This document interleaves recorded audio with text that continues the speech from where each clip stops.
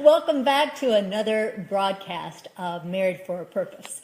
Well, we're excited to be here. I'm Greg. And I'm Julie Gorman. And we are just amped to be with y'all again today. We're excited to hear from you and just to hear how what we're talking about is resonating with you. We want to know where you're at, so be sure and tell us what state or country you're out of. And also, what were the other things we wanted to remind them of, love? Yeah, well, it's always fun to see where people are saying hi from and where they're at, which state. Yeah. The other thing we'd love to hear is any comments about what we shared today that stood out to you. I think it's a great way for people who come along, maybe listen to the archived broadcast of the sentences or the lines that stood out to you, that ministered to you as a couple.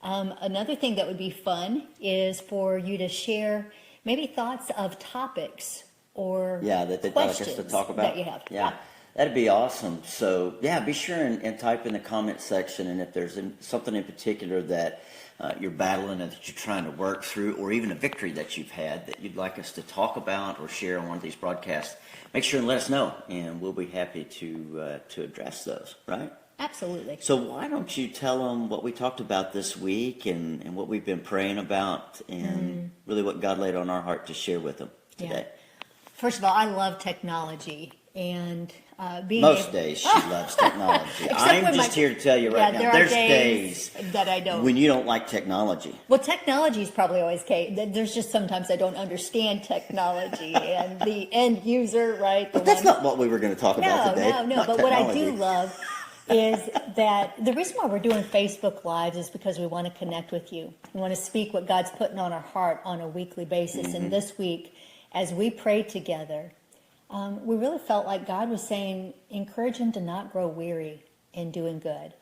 So one of my favorite passages of Scripture is actually from Galatians 6. And it actually says, let us not become weary in doing good. For in due time we will reap a harvest if we don't give up. That is medicine too. And, I think the reason that we found it, I think the reason that God impressed on us to share this with you is because, the truth is it's really easy to grow weary in doing good sometimes, isn't it? Sure is. It's been, during different seasons of our life, it really has been a challenge. There's times when it feels like, or has felt like, that we were doing the right things and we were surrendered and we were praying for either certain breakthroughs in our life or in our relationship or in one of the kids or whatever, or somebody else. And we just weren't really seeing the fruits of our discipline, our obedience, our surrender, and so on and so forth. And so after a while, it just kind of, sometimes can you relate to that? Like sometimes it just gets like, is what I'm doing really making a difference at all, right? Yeah, I remember when God began to deal with me. I was working in corporate America, minding my own business. God began to rat-a-tat-tat at my heart to do the work of an evangelist. And I remember arguing with him, saying, God, but I'm divorced, and all the things that I thought disqualified me from ministry. Fast forward, though, a little bit in time.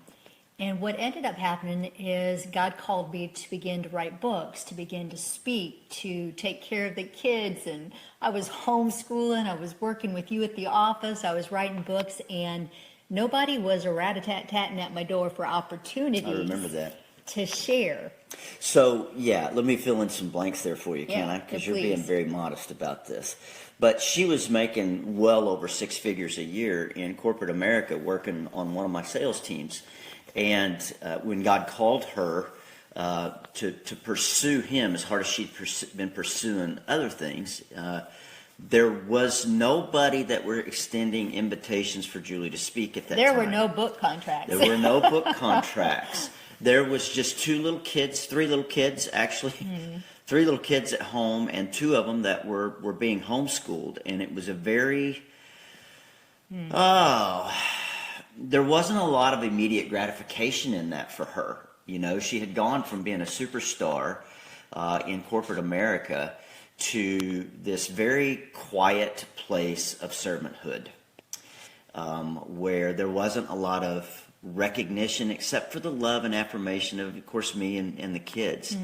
But it's a different world, and the reality is, listen, that was a tough season. It really was. It was a time where my identity couldn't be in accomplishments. It was challenged, wasn't it? Yeah. And Yeah. so God was shaking my pride, trying to get my attention to tell me that he wasn't impressed with my doing. He was impressed with my being, that he just wanted me to rest in him, to love him. And so I remember, though, that he would give little assignments, if you will, because he knows I'm a type A. And so one of the first things that he encouraged me to do was to share my testimony with 1,000 people. And do you remember that? Oh, I because think it was cold. we might have even shared with some of you. But the idea was we were going to put my testimony on a sheet of paper. We got my pastor, our whole church, our cell group, everybody was praying about this big outreach event. It was exciting. It was. And so we were putting this testimony in these little mailboxes during a snowstorm. And eventually, So we printed off 1,000 of these flyers, if you will, that had Julie's picture and His Love Extended, which was And the my ministry at the testimony. time, and your testimony. And there came this snowstorm and ice storm, and this was in Louisville, Kentucky, that area. Yeah. And we went around and plugged them into literally 1,000 mailboxes. It must have been literally 5 degrees outside or something. And crazy so, cold. when you're putting stuff in the mailbox, the window's down the whole time. We were freezing.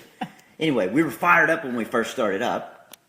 we were, and then kind of lost our sanctity about mid-range. It was like, well, this is the stupidest idea. Why am I doing this? But yet I knew that God had called me to do it. And so we together continued to put them in the mailboxes, accomplished it. This is getting really long, so let me condense it. It's good. The idea is I thought that there was going to be at least citywide evangelism, if not worldwide evangelism, that was going to take place. But week after week, no response came in. I thought the first week I remember thinking, oh, well, there was a snowstorm. So that makes sense.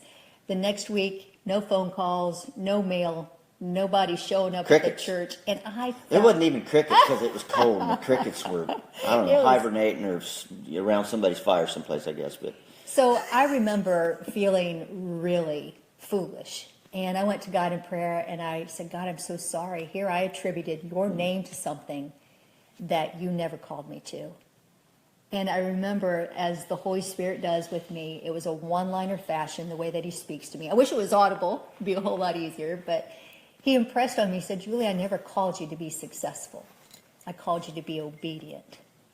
Well done. And wow, with that story, I've actually shared that story from stage.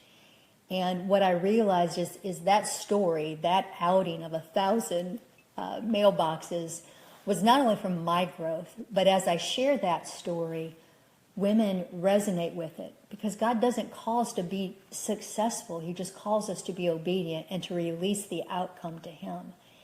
And so I think guys relate to it too, by the way. I do. And in fact, I would even just point out, if I can, just, the interesting thing about that is the rest of that story is that towards the end, we got re-inspired. The day we were plugging them into the mailboxes, we became re-inspired again towards the end because we were about done, and But it was the hardest part of that was in that middle part, right? Good It observation, was yeah. 300 to 700, somewhere in might there. have been 800. Yeah, that we lost our sanctity, if you will.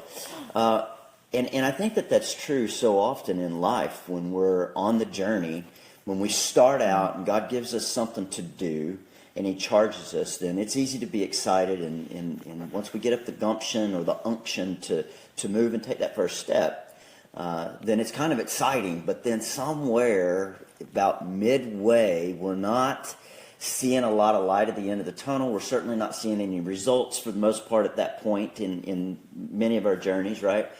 And that can be when we're most vulnerable. So you know what? I think the reason that I mention that and bring it out, babe, is because I think it's just a good reminder even for us to be aware. Because if we're aware of when we're most vulnerable to the enemy's attacks, then it does a lot to help us be suited up for what it is that we're actually engaging in, don't you think? Yeah. This week, we've had a lot of great things Yeah. that have happened.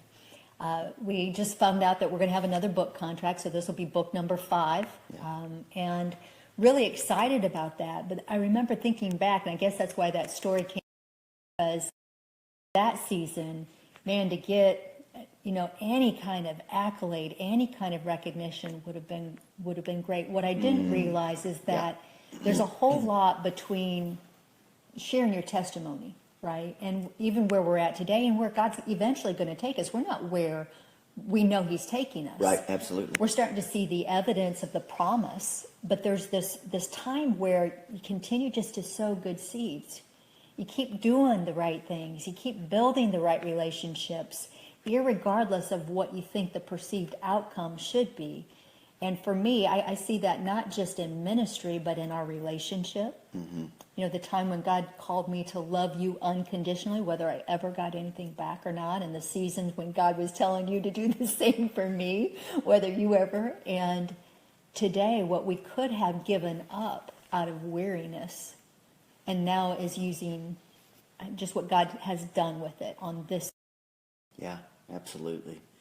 I was thinking that the rest, there's so much to this story. It's a little bit difficult to think about exactly what we Should all include share, or yeah. what we share or not. But as that story progressed, I stayed in corporate America for several years, Right. and was quite successful and blessed.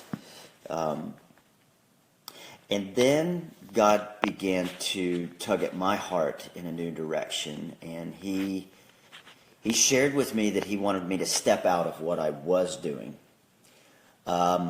But I had no direction about what He did want me to step into. Well, we were doing pretty good at that point, Right. both relationally, financially, etc. And so in our minds, when God called me, I say me, but it really was us, Yeah. into this next season, I guess the thing that we had in our mind is, gosh, things are going so well now, and we're being obedient. If we're obedient to this, if we make this sacrifice to leave this fantastic income, this status that we had, because we were very, very well plugged in and looked up to in the community, And great the business friends, community. great Yep. church, yeah. That if we step out of that in obedience, then surely we're going to step out of one dream into another, right? And that really just was not the case. It was more like a nightmare. It really was. Yeah. And now it doesn't feel like a nightmare, because we can see how much we grew while we were in the valley. And it's been often said that there's no vegetation on the mountaintops. We like to be on the mountaintop, but the truth is that there really isn't a lot of vegetation on the mountaintop. The vegetation is in those valley experiences, when they're in the valley, that we are able to feed more. And we certainly found that to be true, although while we're in that season, or while we were in that valley season, Right. we certainly were not celebrating vegetation. No. In other words, being fed and growing during that season was truly, it was the most difficult thing that I've ever gone through in my life, because again, God was stripping me of all the things that I had my identity tied to. Now, were we acting in obedience? Were we following in obedience and doing what God told us to do? Yeah, we were. And that's what made it so confusing, because it felt like out of that obedience, surely there would be blessing. But then we were reminded of the principles of sowing and reaping. Whereas, you don't just plant a seed and go start picking corn the next day. It'd Right? be fun. I got some tomatoes I want to be. We got a whole bunch of tomatoes. We've referenced those a couple of times. One of these days we'll show you our tomato plants. They are prize. I'm just telling you. Anyway, there's a gestation process. There's a time for tending the plant, allowing the plant to grow and bloom, and you have to water it, and you have to protect it against diseases, and and all these different things before it begins to bear fruit. And so we say all of this just to remind you that, again, where we are today, it never goes away. A good friend of ours, Yeah. Paul Martinelli, a few weeks ago taught a lesson, and he said it never goes away. And what he's talking about is kind of like, as Joyce Meyer says, new level, new devil, right? Right. In other words, there's always These are relative challenges in our growth. And if we're growing spiritually, if we're growing as a couple, whatever area we're growing in, then that means that there's some things that God's going to allow in our lives. I said allow in our lives, maybe even lead us into the wilderness, like he did many times in Scripture, so that we can grow. I've talked for a long time. I feel like I'd like to hear what you have to say. I remember, going back to that season. So again, before the book contracts that we have today, before the speaking engagements that we get to celebrate today. Yep. By the way, if you ever need a speaker, let us know. We'd love to come see you. But with all of that, the thing that you did, you helped to defend what God called us to. There were a lot of times when I was washing out sandwich bags, right? So that our kids could pack their lunch. When we were busted. We were busted. Yeah. 3 years without a paycheck. Yep. So there was, a lot of test in all of this of knowing that God called us to preach and teach, to minister, to share the good news, and not a whole lot of opportunity. And there were times, I don't know if you can relate to this, but God gives a promise and there's not any evidence of being able to know, yes, I'm feeling successful here. Instead, it just seemed like one more test and one more trial. And there were so many days that because I wasn't working and our family desperately needed it, you were working 2 new jobs of 2 new entrepreneurial things that we stepped into, that I said, I'm going to go back to work. I'm going to go get a job. I can do this. Yeah. I can make us money. And I. Still a whole lot of I in there. And you defended that. You protected that. You said you're not. And you wouldn't let me. And you defended, this is what God has called you to. So all of that time, sometimes we talk about what you feed grows, what you starve dies. And we talk about like no plan B options. And every time that I would entertain a plan B, man, it just sucked the life from me. And you defended that. You stood and you helped to make sure that we stayed steady the course. And I guess the question is, for those of you, where's God in your situation? What's he calling you to? What's he promised you? What's the end vision look like? Because when we would live purpose focused, when we remembered what he said, when we recalled what he had promised, when we remembered the calling and those times where we knew that God had called us out, we knew that the only thing we could do was to show up and be faithful, and we had to release the outcome.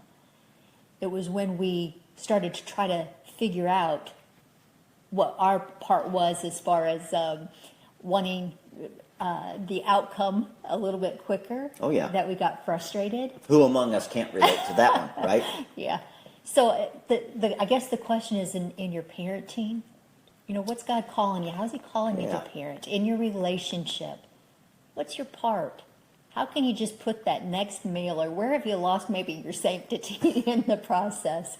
And where can you find the joy again in serving him? For us, it's when we remember that end vision. Yeah, it's. I was just listening to you and thinking, and you asked the question that I was thinking about asking y'all, which is, where are you in that journey? Are you beginning to see some payoff, or are you trying to see the payoff but wishing you could see a lot more of it? Are you not seeing any payoff at all yet, and you're just in the season of obedience? Wherever you're at, then again, remember Galatians, what is it, 6:9? Galatians 6:9. Yeah. Do not grow weary in doing good, for in due time you will reap a harvest. Remember your purpose. Julie talked about being purpose-focused and really focusing on what is the desired outcome. And it really is where we discovered the principles that we now teach and what we wrote about in the book, Two Are Better Than One. God has a purpose for for your marriage. But those are so universal because we discovered those processes not only in our relationship during that season, but during our business decisions and even our parenting. And we really began to pay attention to those things. So here's what I'm trying to say. When you remember your purpose, when you remember specifically what it is that God's called you to during those seasons where it's really difficult because you don't see the fruits, then your obedience becomes a little bit more easy and more driven, I think, when we keep the end in sight, which is what is the desired result, because it becomes our compass. So the reason that I would say, Julie, I don't feel like we are released for you to go back to work, babe. The reason for that, when we were so busted, and listen, there's somebody listening to this right now that's 10 times more busted than what we were. So we're not trying to give you a sob story, okay? It was very real for us during this time period where she was literally washing out sandwich bags so the kids could take have something to take their lunch in. Right? But the reason that I would say don't go back to work is because we were focused on the purpose. We were focused on what the desired result was. And that gave us inspiration and hope and belief in the most difficult season of our life that God would be faithful, even though we couldn't see any shred of evidence of it at that time. Is that fair? Absolutely fair.